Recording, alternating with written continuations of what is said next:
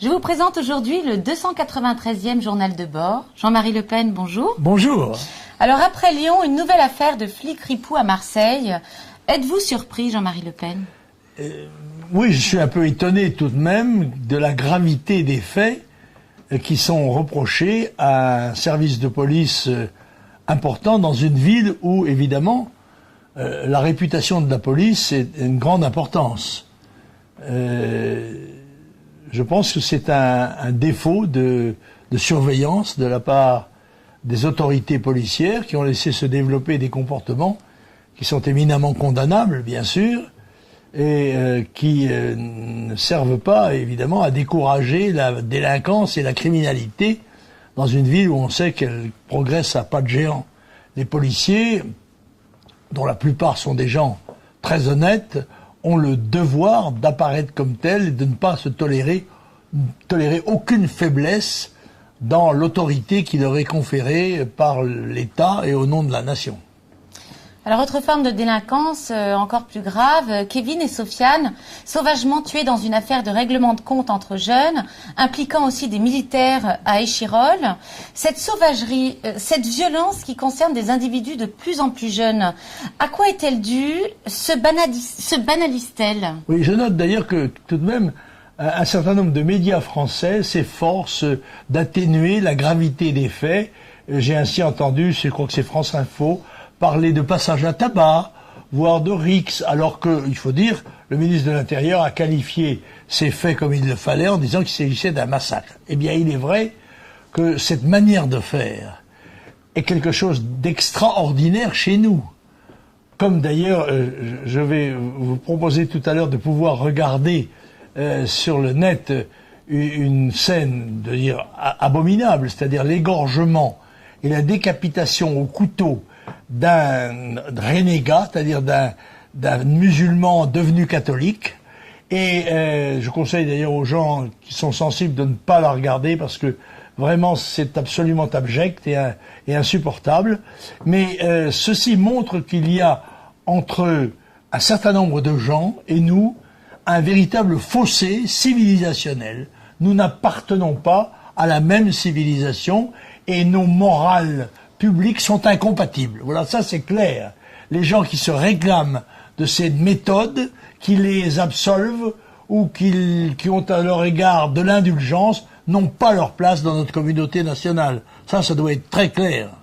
Et alors, cette insécurité est-elle en adéquation avec le programme d'allègement des peines de la garde des Sceaux, Christiane Taubira? Mais bien sûr que non. Enfin voyons, au moment déjà, ces faits prouvent le laxisme des gouvernements précédents, et en particulier de celui de M. Sarkozy, qui n'a pas été responsable de la sécurité pendant 5 ans, mais pendant 10 ans, en fait. Eh bien, ça c'est la preuve de la dégradation continue de l'espace, de l'instrument de sécurité, aussi bien judiciaire, policier que pénitentiaire, et nos objurgations n'ont servi à rien, et aujourd'hui, Madame Taubira renchérit, parce que, évidemment, comme la droite, quand elle est au pouvoir, fait une politique de gauche, il est difficile à la gauche de ne pas faire une politique d'extrême gauche. Elle veut aller plus loin, et Madame Taubira veut aller plus loin, en démantelant les mécanismes restants de sécurité, au lieu de les renforcer, de les rénover, et il y a là un jeu de rôle entre elle et M. Valls. Ils travaillent en duo d'ailleurs maintenant, n'est-ce pas? C'est commun d'ailleurs, on le sait, dans les commissariats de police, où il y a le flic gentil et le flic méchant, oui. Ceci ayant pour but d'obtenir tout de même un résultat commun.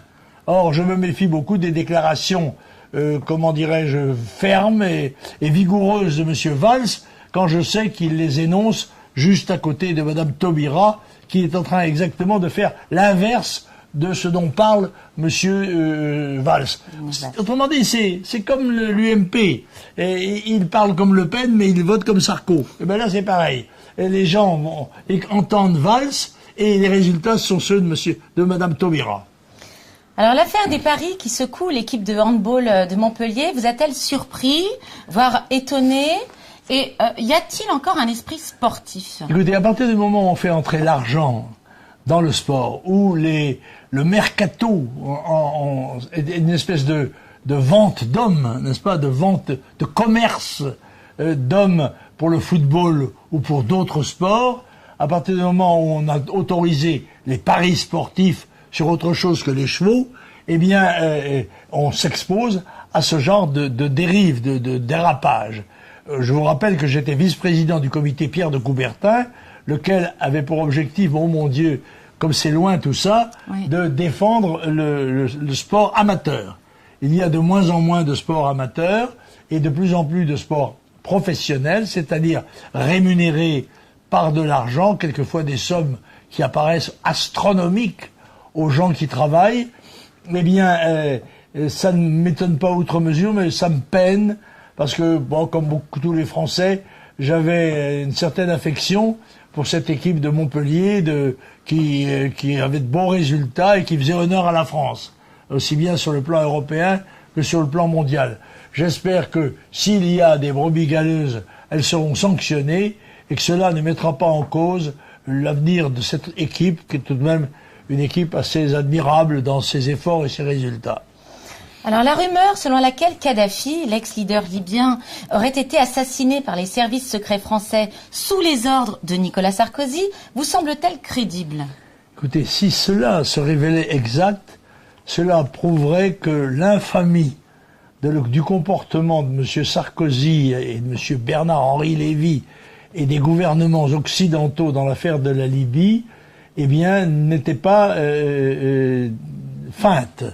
Et je rappelle tout de même que on parlait tout à l'heure d'abomination civilisationnelle, que non seulement Kadhafi, chef d'État, a été massacré dans des conditions abjectes, mais que son fils a eu les mains coupées et les yeux crevés avant d'être tué. Bon, et bien, si cela était, je pense qu'il faudrait rejeter loin de nous les gens qui ont donné ce genre d'ordre.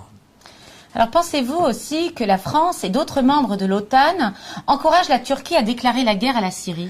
Écoutez, il y a une telle disproportion entre le tir de mortier, dont on ne connaît pas l'origine et dont on peut supposer, dans une guerre civile, qu'il est peut-être une provocation de la part de ceux qui combattent le régime d'Assad.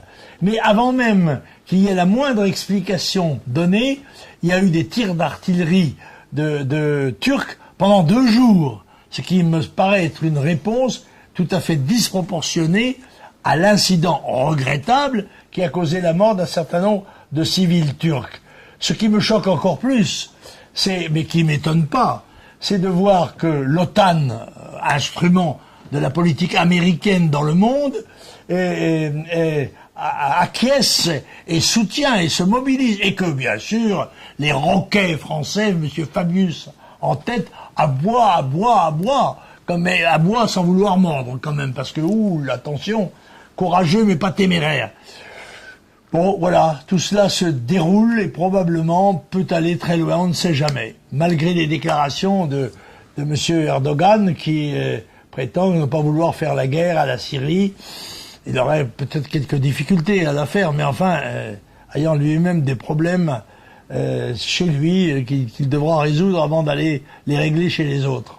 Alors revenons en France avec François Hollande, notre président actuel de la République, qui a annoncé les dates des prochaines élections. Qu'en est-il exactement, Jean-Marie Le Pen? Écoutez, les élections, c'est ce qui fait vivre la démocratie, quand elles sont exécutées de façon loyale. Néanmoins, il me semble avoir entendu ce matin, sur ma radio de voiture, que M. Hollande avait annoncé pour 2014, n'est-ce pas, les élections européennes et municipales. Bon.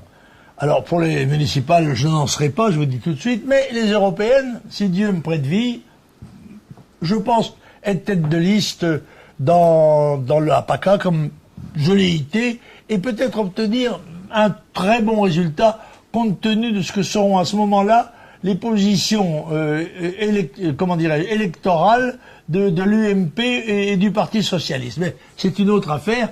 Je sais que Marine Le Pen a donné une consigne d'engagement général sur le front des municipales et que nous allons devoir nous consacrer à cette mission pendant tout ce temps-là. Si les élections européennes ont lieu le même jour que les municipales, ceci pourrait constituer un avantage supplémentaire pour le Front National, parce que nous souffrons, nous, de l'abstention d'un certain nombre de nos électeurs aux élections européennes. S'ils sont amenés à voter aux élections locales le même jour, il est possible que, ayant fait le déplacement du bureau de vote, eh bien, ils votent aussi pour les élections européennes, ce qui serait sans doute très favorable à nos couleurs. Donc, si j'ai bien compris, Jean-Marie Le Pen, vous êtes loin d'être un retraité de la politique. Ah non, j'ai dit que j'avais horreur du mot retraite, aussi bien sur le plan militaire que sur le plan civil ou politique. Donc, tant que Dieu me prêtera vie et force, et intelligence et le reste, eh bien, je resterai dans le combat. Donc ça tombe bien parce que... Tiens, je voulais au passage vous poser la question quant à savoir qui était le pauvre con de la semaine.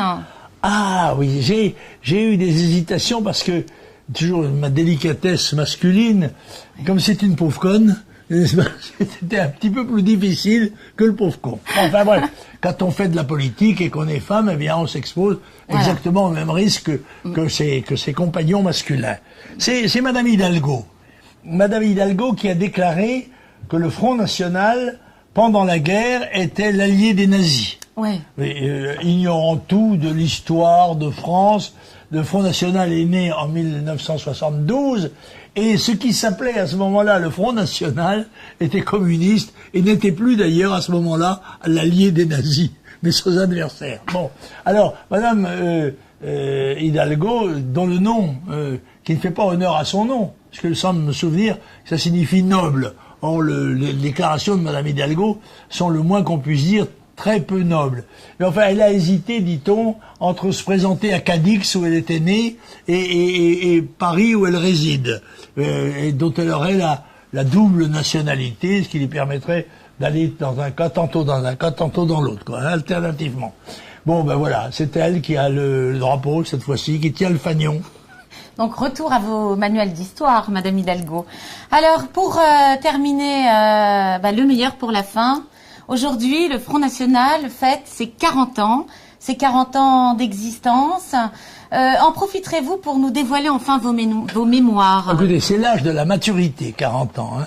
Et à tous les cas, je dois dire que je suis assez fier de la pérennité du mouvement, car on a vu dans l'histoire politique française, surtout dans nos rangs, enfin dans notre environnement, beaucoup de mouvements politiques qui se sont lancés avec enthousiasme et dévouement, souvent, y compris le RPF du général de Gaulle, après la guerre, et qui n'ont pas vécu plus de quelques années. Et le grand mérite du Front National, c'est de s'être taillé une place dans l'espace politique français, dont il est aujourd'hui la troisième force, avant d'en devenir un jour la première, j'espère. Eh bien, je suis assez heureux de voir que malgré les avatars, les déceptions, les trahisons, les scissions, eh bien le Front National est toujours debout et plus fort que jamais. Par conséquent, mon Dieu, il ne faut pas insulter l'avenir et je suis heureux de cet anniversaire dont je vous remercie de me l'avoir souhaité.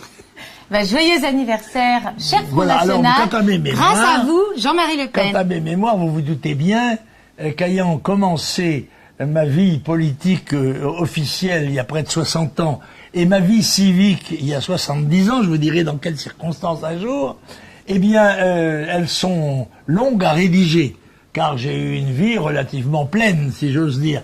Alors, je m'attache à cela, j'ai déjà rédigé, je pense qu'il y a peut-être 200 pages, c'est un début, le livre risque d'être très gros, mais en tous les cas, j'espère qu'il aura beaucoup de lecteurs. Je vais me consacrer cette année, encore qu'il y a encore des élections et tout le reste, mais avec le temps, dans le temps qui m'est imparti, pour pouvoir essayer de le rendre à la fin de l'année 2013, quoi, voilà. C'est quand même un beau programme, non? Alors, nous nous retrouvons la semaine prochaine, et encore, joyeux anniversaire, cher Front National. Au revoir.